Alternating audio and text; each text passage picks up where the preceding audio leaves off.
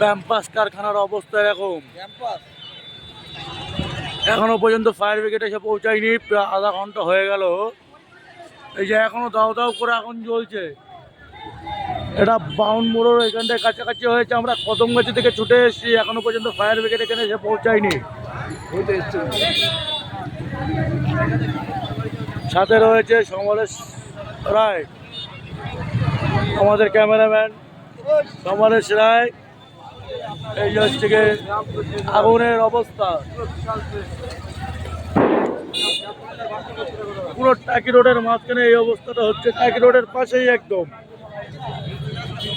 500 মিটারও দূরত্ব নয়, 500 মিটারও দূরত্ব না। দেখুন আস্তে আস্তে কিন্তু ধেয়ে আসছে আগুনটা, এখনো ফায়ার ব্রিগেড এসে কিন্তু পৌঁছায়নি।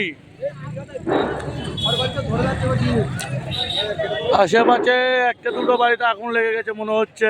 আমরা পুরোটা প্রপার গভীরতায় যেতে পারিনি যেহেতু।